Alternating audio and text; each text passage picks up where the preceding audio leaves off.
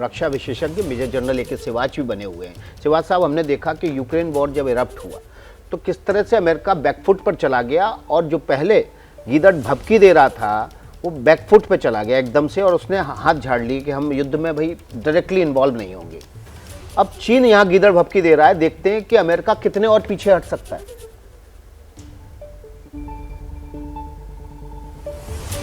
हाँ बिल्कुल, देखो विकास, ऐसा है कि ये सिचुएशन तो काफ़ी विभिन्न है और कॉम्प्लेक्स सिचुएशन। ये सोचना कि क्या होगा, इसका कहना बड़ा मुश्किल है, मगर ये तो है नैन्सी पेलोसी जाएंगी जरूर, वो ताइवान में जाएंगी। और क्योंकि उसके 2-3 कारण हैं। एक तो नैन्सी पेलोसी की खुद की पर्सनैलिटी, वो पहले भी तिएननमेन स्क्वायर में 1989 में जा चुकी हैं और वो प्रो फ्रीडम मूवमेंट के साथ खड़ी हुई थी। तो इसका मतलब ये तो सच्चाई है कि उनके अंदर इतनी क्षमता, काबिलियत है कि वो जाएंगी।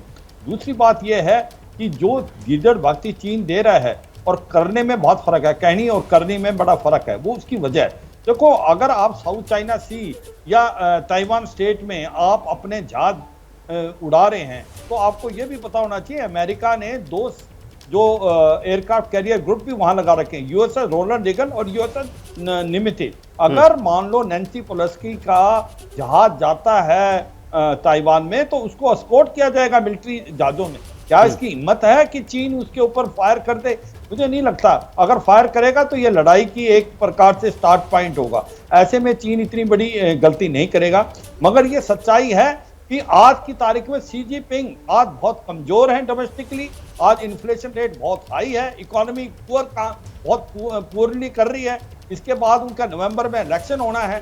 अगर वो नैन्सी पेलोसी जाती हैं और वो कुछ भी नहीं कर पाते तो मुझे लगता है उसको थोड़ा सा डोमेस्टिक डेंट मिलेगा। तो ये भी समझना पड़ेगा। और कहीं ना कहीं नैन्सी पेलोसी जाती नहीं है तो फिर जो बाइडेन की जो छवि है, जो पहले ही थोड़ी सी कमजोर मानी जाती थी कि ताइवान में तो कुछ भी नहीं किया, इससे पहले यूक्रेन में नहीं किया, अफगानिस्तान, मुझे लगता है ये जो हुआ है अल जवारी को मारने का, ये भी एक ऐसे टाइम में हुआ है कि थोड़ी सी अटेंशन डाइवर्ट हुई है। क्योंकि जैसे ही अल कायदा के लीडर अल जवारी को मार गिराया है अमेरिका ने अपने ड्रोन के हिसाब से, तो ये भी एक मुझे लगता है कि थोड़ा प्रेशर हटाएगा इससे कि नैन्सी पेलोसी ताइवान जाती या नहीं जाती। मगर इसके अंदर बहुत ज्यादा कॉम्प्लेक्स सिचुएशन है।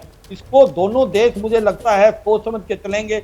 जो बाइडेन और शी जिनपिंग के बीच में 28 जुलाई को मीटिंग हुई थी, उसमें कुछ ना कुछ तो बात हुई है जिसमें मुझे लगता है कि ऐसे सिचुएशन नहीं आने दें जहां पर नो रिटर्न पॉइंट हो जाए। क्योंकि अगर ऐसा कुछ हुआ, नैन्सी पेलोसी के अगेंस्ट इन्होंने मिलिट्री पावर का इस्तेमाल किया, तो फिर ये नो रिटर्न पॉइंट हो जाएगा। फिर ये लड़ाई का रूप ले लेगी। फिर नहीं पता ये कहां जा सकती है। मगर ये सच्चाई है कि चीन बब्तियां देता रहता है। चीन जो कार्रवाई कर रहा है उसका काउंटर अमेरिका के पास है। अमेरिका भी शो ऑफ फोर्स कर रहा है। बिल्कुल अलग बात है कि अमेरिका की पॉलिसी ताइवान को लेकर बहुत क्लियर नहीं है। एक जगह ताइवान को कहता है वन चाइना पॉलिसी, मैं आपको रोकूंगा, सना हाशमी का रुख कर लेते हैं, उनसे समझ लेते हैं कहीं ऐसा तो नहीं होगा कि दोनों के डोमेस्टिक रीजन है, अमेरिका के भी और चीन के भी, सब अपने अपने अपने घरेलू हित को साधने के लिए ताइवान को टारगेट ना हो जाए।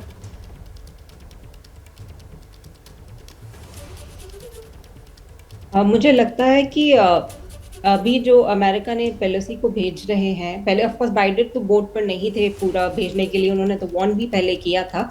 लेकिन अभी व्हाइट हाउस से ये स्टेटमेंट आया है कि नैन्सी पेलोसी जहां जाना चाहती हैं वो जाएंगी and she has a right to go. But ये एक बात साबित होती है कि जो यूएस का कमिटमेंट है इंडो पैसिफिक के लिए वो अभी दृढ़ है। और दूसरी बात ये है कि जो चाइनीज डिफेंस मिनिस्ट्री ने भी कल या आज कोई स्टेटमेंट दिया है कि पीएलए इस बात को नहीं खाली जाने देगा कि अगर चाइना की सॉवरेनिटी पे कोई हमला होगा। एंड इनफैक्ट जो चाइना का एयरक्राफ्ट कैरियर है लियोनिंग एंड शानडोंग, जो अभी 31 जुलाई एंड अगस्त 1 को शिंगदाओ और सानिया से छोड़कर, अभी ये स्पेकुलेशन है, कह सकते हैं, लोग कह रहे हैं, विशेषज्ञ कह रहे हैं कि शायद एक dual carrier operation Taiwan state में चाइना करेगा। बट अभी उन्होंने सो यहाँ पर एक्चुअली अब 3 सिनेरियोज हैं। पहला सिनेरियो तो ये है कि चाइना कुछ ना करे, बट जैसे प्रणय ने भी रीजन गिनाए कि डोमेस्टिकली ताइवान एक बहुत बड़ा मुद्दा है। लेकिन वो कैसे हैंडल करेगा, कोई मिसकैलकुलेशन हो जाए, एंड इस पॉइंट पर जब शी जिनपिंग की पॉलिटिकल ट्रेजेक्ट्री बहुत अभी इम्पोर्टेंट है, तो उस अगर इस समय कुछ हो जाता है तो ताइवान पे वो क्या करे, मिसकैलकुलेशन हो ना हो, वो बहुत ही बड़ा एक इम्पोर्टेंट मुद्दा बन गया है। और सेकेंड, ये भी हो सकता है कि वो हो नहीं सकता, बट ऑफ कोर्स ये वन ऑफ द सिनेरियोज है कि वॉर हो जाए, फोर्थ स्ट्रेट क्राइसिस हो जाए, बट जो प्रणय ने अभी रीजन दिए उसकी वजह से मुझे नहीं लगता कि ऐसा हो पाएगा, एंड आई थिंक ये एक मेजॉरिटी ओपिनियन भी है। बट जो एक तीसरा सिनेरियो है और जो बहुत लाइकली है और जो अब होना भी शुरू हो गया है, मैंने अभी एग्जांपल्स भी दिए कि जो स्टेटमेंट्स आ रहे हैं, एंड अभी मीडियन लाइन और ताइवान के स्पेस पे भी ऐसा लगता है कि शायद इंक्रोचमेंट हो जाए।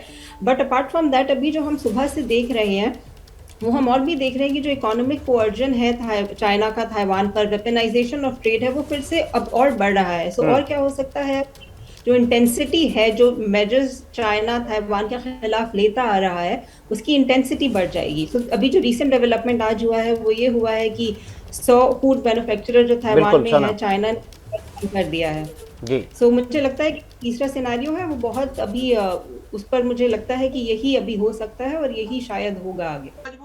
क्या मजबूरी है मेरी, बताइए।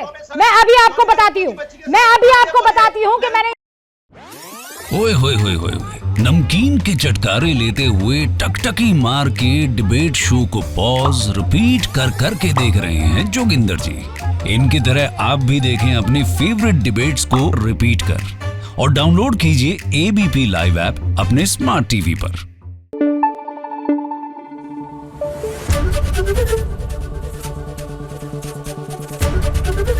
एबीपी न्यूज आपको रखे आगे।